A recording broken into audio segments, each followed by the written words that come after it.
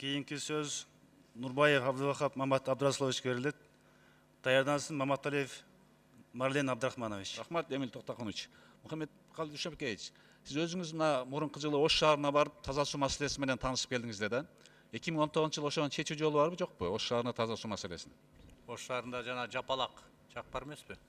Ошону чечебиз быйыл бүтүрөп. Кантип чечесиздер? Акча бөлөсүздөр? Каражат бөлөбүз. 2019, а? Бөлөбүз. Чоң рахмат.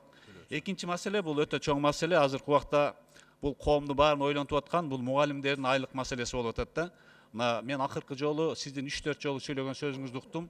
Ушул биз келечекте билим тармагы менен өнүксөк, башка өнүк албайбыз деп айттыңыз. Мен өтө колдодум ушу сөзүңүздү, бирок мугалимдердин айлыгын көтөрмөй сайын биз билим берүү сапатын көтөрө албайбыз. Баланын билим сапаты мугалимдин сапатындай.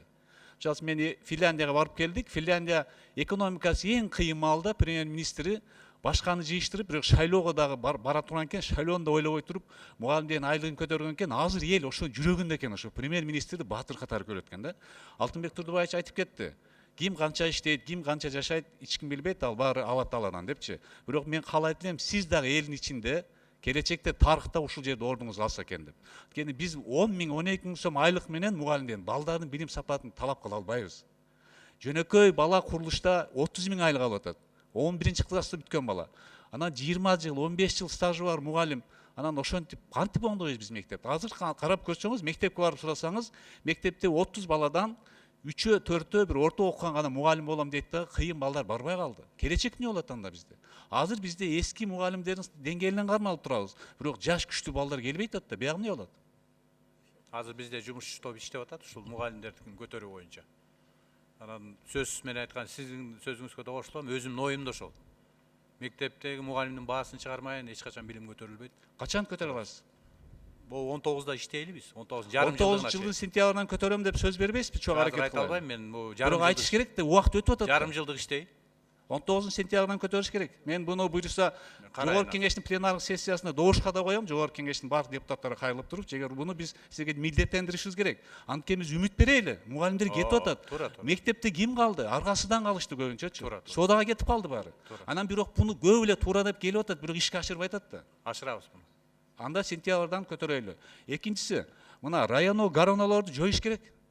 Кече көрдүк мына чүйдө алар счетный палата акча чогулуп жүргөнүнчү. Бул Кыргызстан боюнча бардык жерде бар экен. Мына мен Ошто, Баткенде, Жалал-Абадта кыдырдык, бардыгыбыз чогултабыз деди. Алар только акча, садикте акча чогултуп, кезек болсо прокуратуранын долядо отурган жерлер бар экен. Керек ошолор. Ал районо гаронолор мектептердин, мугалимдин билимин көтөрө турган методикалык борбор болуш керек. Алар текшерүү орган бул, негизги текшерүүчү ата-эне болуш керек. Алтынай Сейитбековна, сиз айтып атасыз, ата-энелер комитетин жоебуз деп. Андай болбойт. Мектептеги негизги контролер ата-эне болуш керек. Ата-эне жакшы контроль кылат. Анан алар ток акча чогултпай, кайсы мамлекеттик орган текшерип, кайсы тармакты оңдой берет, айтып бериңчи. Коррупцияда текшергендер коррупция кылат да. Абдулвахап Мамадрасулович, саламатсыздарбы? Биз жанагы ата-энелердин комитетин жоебуз дегенибиз, ал азыркы жанагы фонддор боюнча айтылып атат. Ата-энелер акча топтоп, ошол мектепке, как жардам катары.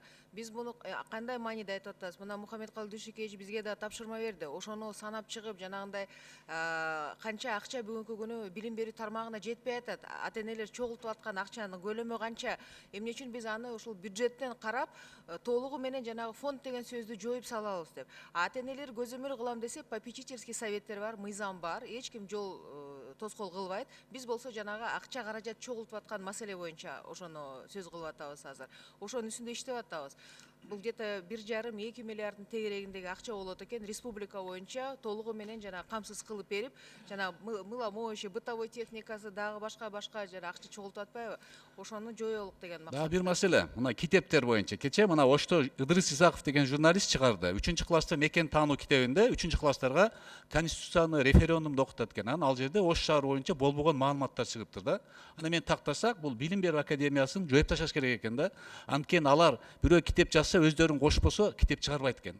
Ал жерде уюшкан топ иштейт экен. Ошо керекпи бизге? Кантип ойлойсуз? Ушундай билим берүү академиясы керекпи бизге? Ушундай китептин сапаттары менен кантип баланын билим деңгээлин көтөрөбүз? Эми билим берүү академиясы боюнча көптөгөн ошондой бир суроолор болуп атат, бирок бүгүнкү күнү чыныгы эле ал анын үстүндө мындай жакшы деталдуу анализ жасаш керек. Азыр жөн эле жанагындай вот бул дагы кээ бир сөздөр болуп атат да, бүт методикалар ошол жерден чыгат. Ошол эле жанагы китептердин ыкмалары, стандарттары бекитилет ошол боюнча. Анда биз болсо альтернативдүү вариант кылып, балким ошол билим берүү министрлигинин толугу менен өздөрү жасагандай кылабыз. Мунун үстүндө дагы мына азыр министр дагы айтып кетет, иштеп атабыз. Анткени ошондой нааразычылыктар дагы, ошондой сунуштар дагы болуп атат. Алтынай Сейитбековна, китептин негизи колдонуучусу мугалим. Мугалимдин оюн укпай туруп ошондой бир кылмыштуу топ чыгарган китептен канча пайда болот кыргыз элге, балдарга? Мугалимдердин оюн укпаса анан ошол жактан чыгарып койсо эмне деген нерсе ал? Эми керек, бирок буну кылыш керек да, иш жүзүнө ашырыш керек да бул нерселеричи. Биз эгер балдарыбызга сапаттуу билим бере албасак, келечекте мамлекеттин келечеги болобу жок, ушул маселе турат. Дүйнөдө коом экиге бөлүнүп калды. Жаңы чыккан нерселерди колдонуп алдыга жолу, экинчиси жок болуу коркунучу бар. Биз кайсы жолду тандайбыз? Биз балдарга сапаттуу билим бербесек, 10-15 жылдай мамлекет эмне күтүп турат? Керек болсо областтарды жойгула, Финполицияны жойгула, Энерги холдинг жойгула, мугалимдердин айлыгын көтөрүп бергиле. Ошол келечекте. Ошон үчүн мен ойлойм, бул талап болот. 2019-га мугалимдердин айлыгын көтөрүш керек. Сөзсүз. Рахмат. Биз да иштейбиз ошол нерсе. Ана мен кошумча айтып коеюнчу, азыр бизде конституцияда өзү орто билим өзү бекер, бекер деп жазылган. Биз ошого жетишибиз керек да. Мектептин курал жарагы, базасы, мектептин мугалимдеринин айлыктарынын баары тең ушу мамлекеттин мойнунда болуш керек да. Биз ошон үчүн жана акча чогултуп алып, каяка кетирип атканын билбей атканыбыз ошо да. Кээ бир мектепти ремонт кылам деп чогултуп атат, а бирок ошону ошол жака жумшап атабы, жумшабай атпайбы биле албай атабыз да. Биз ошон үчүн мектепти ремонт кылдым деп чогулткан, башка фонддорду чогулткан нерсени токтотушубуз керек дагы, мамлекет ошонун баарын чечиш керек өзү. Ошондо анан кийин жанагы орто билим берүү бизде бекер деген сөзгө конституцияны ошону аткарган болобуз да. Биз ошонун үстүндө иштейбиз.